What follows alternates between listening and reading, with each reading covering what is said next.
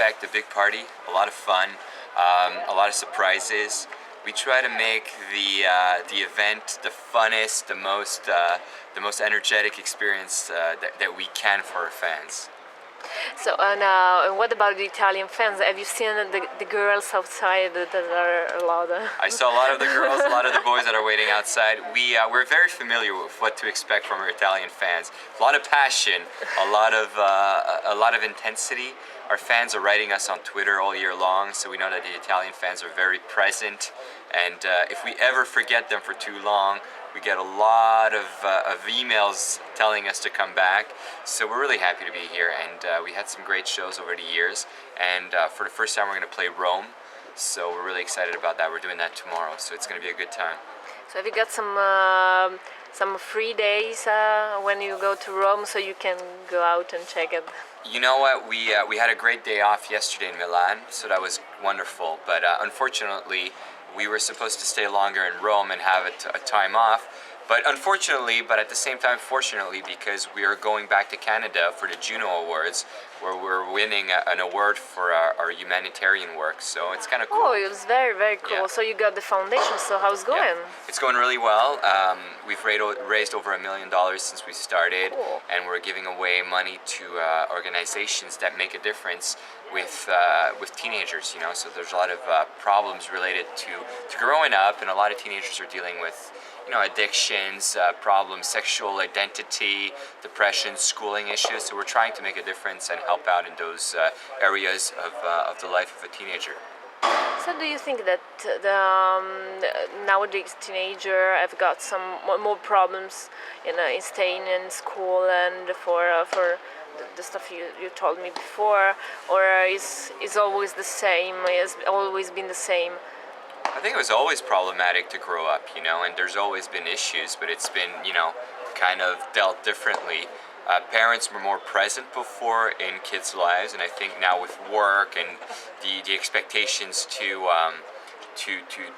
excel and be productive, those expectations make that parents are not as present in their kids' lives, and they generate other problems, you know. Before you had some frictions with the parents in the past, and now it's more of kids looking to find their place in the world that they're living in. So yeah, I think it's changing, but I think, you know, I think we're talking more. There's more information. There's more people trying to help out. So I think, you know, I think it's probably a good time to be a teenager right now. So There's crazy men running around. Yeah. There are your supporters that are playing. They're disturbing us. Thank you. They're Just bombing kidding. our interview. Yeah, I'm kidding. So, and do you think that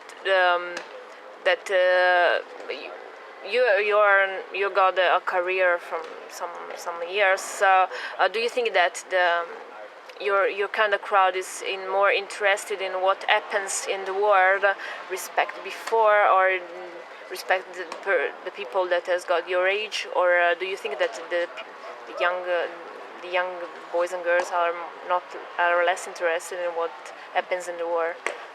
I think our fans are fans that are really, they care about what's going on right now very much. Good job, fucker! You just bombed my interview. I didn't realize that thing was so loud. Do it again. I'm gonna punch your face. Oh, shit. Serious? All right, that was a joke, by the way. We were talking about We were talking about teenagers, you know, being Yeah. aware of the world. I think that nowadays the internet allows people to be more connected. I know that our fans, you know, they're on Twitter and they're communicated with other fans that are elsewhere in the world. So it's kind of interesting to see an Italian fan discuss what's going on in Canada right now, and you get a Canadian fan discuss, you know, what's going on in England. So I think it's great that this community happens, and I think it creates an interest for you know, for what's going on. Yeah, I think that, you know, as I said, you know, our fans in general are very, you know, they're intrigued. They travel a lot. They want to know about the world, and the internet is definitely one of the ways to learn about their world. And what about you? So do you use Twitter and social networks to connect with your fan? Yeah, when we started out with this band, we had our email addresses on our website, so our fans would write us, and it would take us hours to answer to every one of our fans. Now we got Twitter. Twitter's a great way to do it. It's like 140 characters. You get to send ideas, online that people react to, and you get to interact with them. So things have changed, and probably, it's a lot easier for us to communicate with our fans through Twitter, Facebook, and all those pictures that you send online. So it's gotten much easier.